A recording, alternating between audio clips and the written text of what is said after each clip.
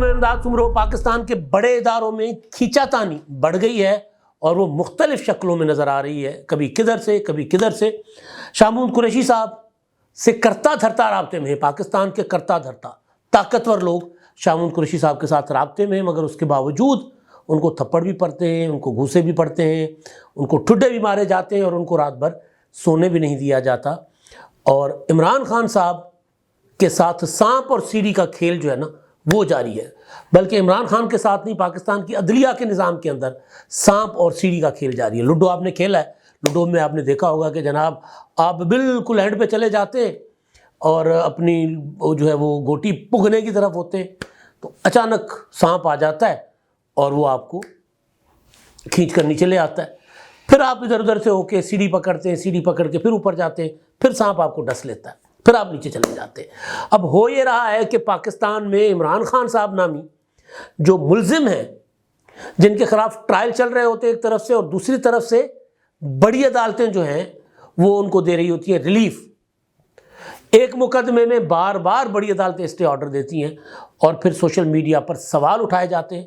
ہم تو عدلیہ کے اوپر، عدلیہ کی نیت کے اوپر شک نہیں کر رہے، لیکن سوشل میڈیا پر یا عمران خان کے مخالفین بہت بڑا شور مچا رہے ہیں کہ جناب یہ جو جج صاحب ہیں، یہ جج صاحب تو عمر ایوب کے قریبی رشتہ دار ہیں، یہ جج صاحب تو عمران خان کو مطلب پہلے ہی، میں صبح دیکھ رہا تھا عاطف ذوالفقار صاحب، راجہ عاطف ذوالفقار ایک جرنلسٹ ہیں، انہوں نے ایک ٹویٹ کیا ہوا تھا، انہوں نے لکھا تھا کہ اتنے مقدمات ہیں عمران خان صاحب کے اور 8 میرا خیال ہے کہ 8 میں سے 7 میں ریلیف مل جائے گا، لیکن بڑا ریلیف عمران خان صاحب کو ملا ہے۔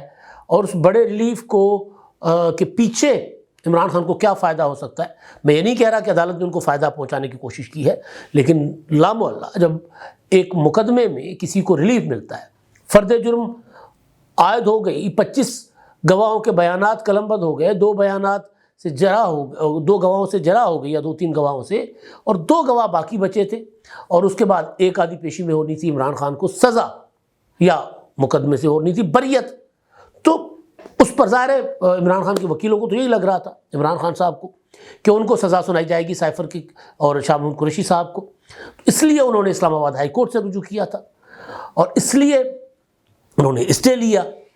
لیکن جب اسٹے مل گیا، اور اسٹے ملا ہے انتخابی عمل کے دوران، اور انتخابی عمل کے دوران عمران خان صاحب نے ایک اور ریلیف لینے کی کوشش کی تھی اسلام آباد اپنا سپریم کورٹ سے، وہ ان کو نہیں ملا تھا، مگر یہاں سے ریلیف مل گیا۔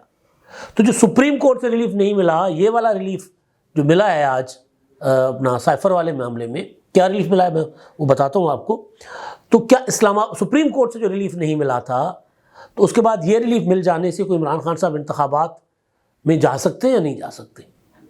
نواز شریف صاحب تو وزیر اعظم بننے کے راستے پر چل پڑے ہوئے ہیں، دوسرے سابق وزیر اعظم عمران خان صاحب ہیں، نواز شریف صاحب بری ہو گئے، تاحیات نااہلی کا معاملہ 2 جنوری کو سپریم کورٹ نے دیکھنا ہے، مگر پارلیمنٹ اپنا قانون بنا چکی کہ جی تاحیات نااہلی کوئی چیز نہیں ہوتی بھائی، 5 سال کی نااہلی، تو لہٰذا اس بنیاد پر نواز شریف کے کاغذات جو ہیں وہ اپنا منظور ہو رہے ہیں۔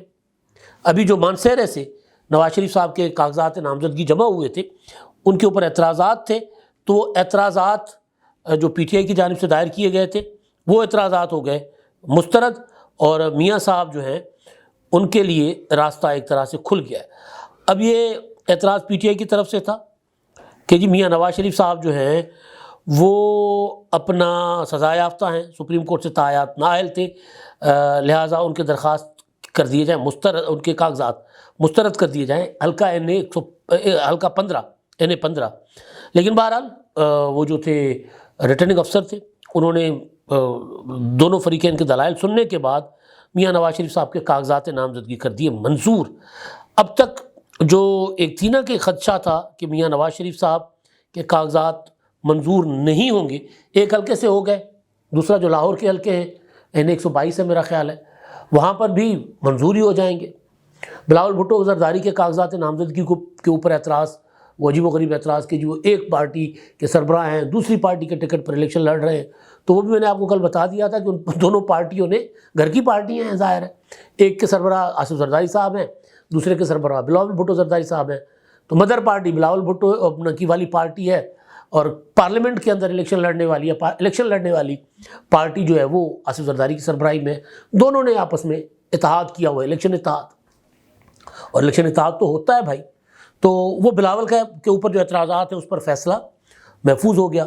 اب وہ میرا خیال ہے کل بلاول بھٹو کے جو وکیل ہیں عرفان قادر، اس سے اپنا مانگے ہیں دلائل عدالت نے، اور اس کے بعد وہ کل فیصلہ آ جائے گا. بہرحال تو ایک طرف یہ سلسلہ چل رہا ہے، دوسری طرف عمران خان صاحب کو عدالتوں سے جو ملنے والا ریلیف ہے، جو خاص طور پر آج ملا ہے، کیا وہ عمران خان صاحب کو پاکستان کے جو الیکشن ہو رہے ہیں، جنرل الیکشن، اس میں مقابلے بازی میں عمران خان صاحب کو حصہ لینے کے قابل بنا سکتے ہیں؟ تو جواب ہے نہیں.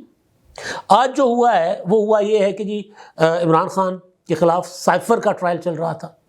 سائفر کا ٹرائل عدالت نے پہلے بھی، جو میں نے سانپ سیڑھی کا بتایا نا آپ کو، کہ سائفر پہلے بھی تقریباً فیصلے کی اس پر پہنچ چکا ہوا تھا. سارے گواہوں کے بیانات ریکارڈ ہو چکے تھے، کچھ گواہوں کے بیانات باقی تھے، اور اسلام آباد ہائی کورٹ نے کہا کہ جی سیکریٹ ٹرائل نہیں ہوگا.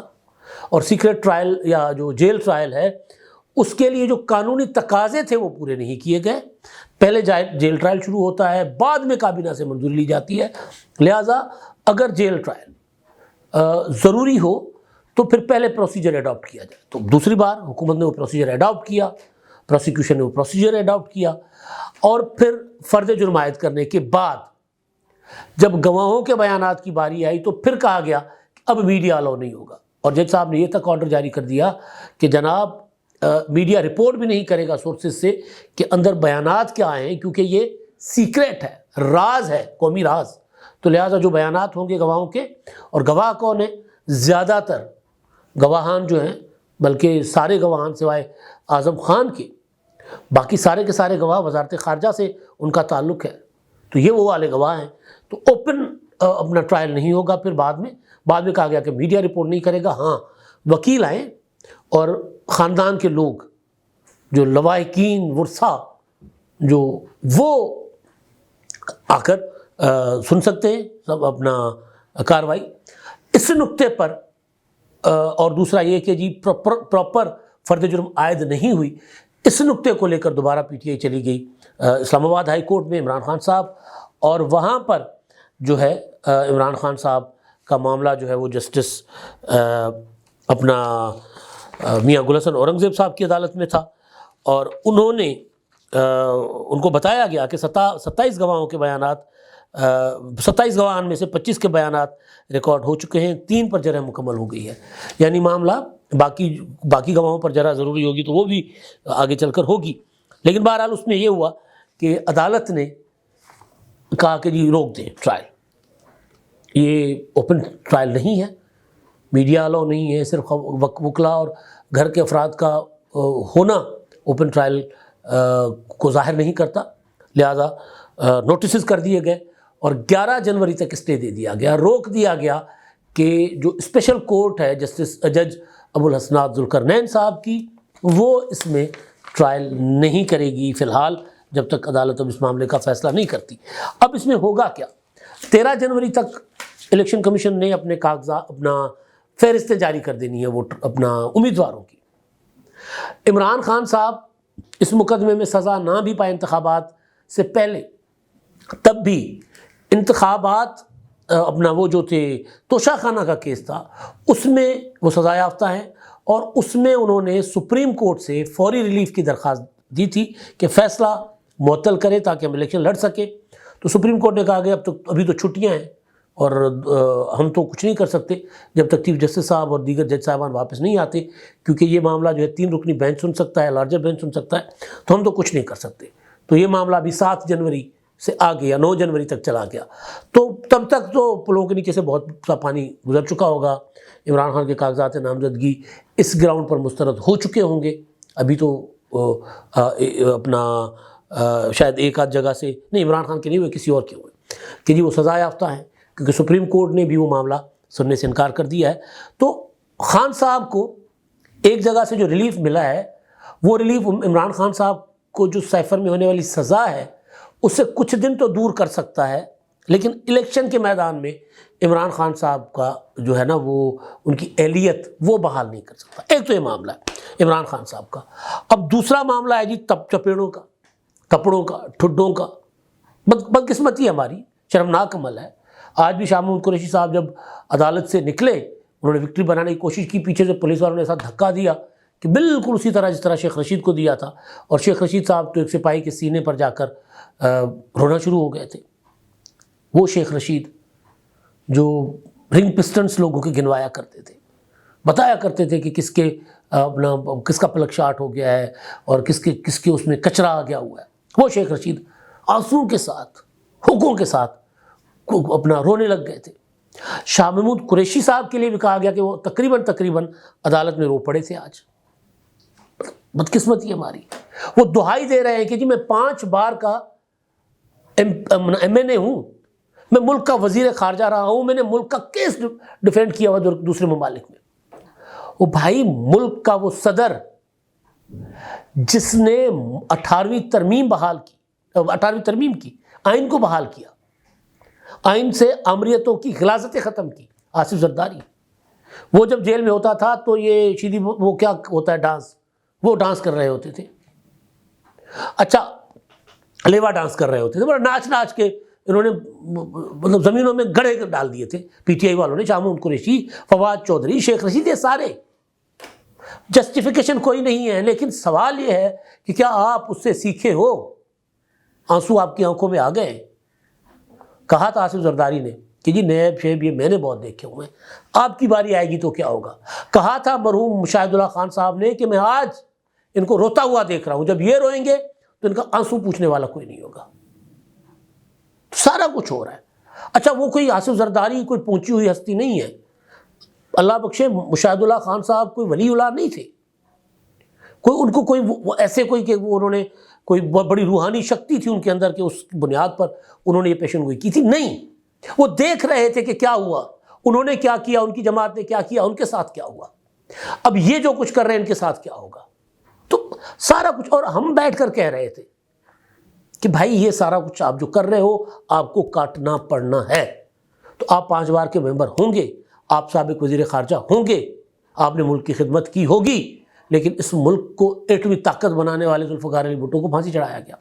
آپ کے دور میں اس ملک میں ایٹمی دھماکے کرنے والے نواز شریف صاحب کو ہتھکڑیاں لگا کر جیل میں رکھا گیا.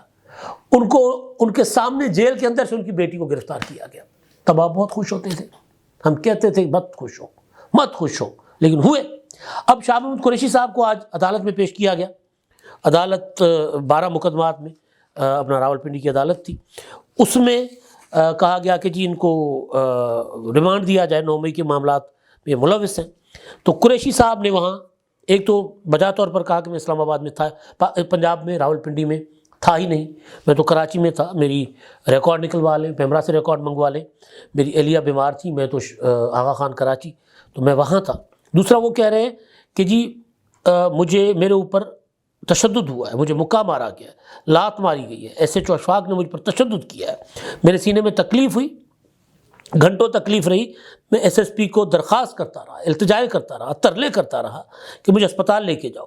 لیکن انہوں نے ایک ڈاکٹر بلوایا جس کے پاس صرف بلڈ پریشر چیک کرنے کی مشین تھی، اس کے علاوہ اور کچھ بھی نہیں تھا اس کے پاس. اور پھر قرآن پاک منگوا لے کہ میں یہاں نہیں تھا، راولپنڈی میں نہیں تھا. بات ٹھیک ہے، مقدمے ایسے بن رہے. اچھا اس کے علاوہ وہ یہ کہہ رہے ہیں کہ جی مجھ سے بیان لینے کی کوشش کی گئی اور میں نے کہا کہ جی میرے وکیل کو بلائے، میں وکیل کے سامنے بیان دوں گا. پھر دوسری چیز جو انہوں نے انکشاف کیا ہے کہ جی ایک بہت ذمہ دار آدمی نے مجھے کہا کہ ہم نے بہت چھانٹ پڑک کی ہے، یعنی جانچ پڑتال کی ہے، دیکھا ہے آپ صاف ہیں، یعنی 9 مئی میں آپ کا کوئی کردار نہیں ہے.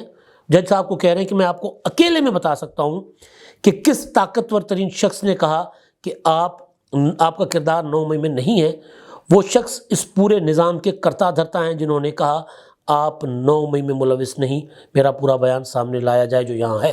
اچھا اب یہ جو کرتا دھرتا شخص ہے نا، اشارہ شاہ محمود قریشی کا پتہ نہیں کس کی طرف ہے، لیکن پاکستان میں کرتا دھرتا ایک ہی ہوتا ہے جو پورا نظام چلا رہا ہوتا ہے، چیف آف آرمی اسٹاف.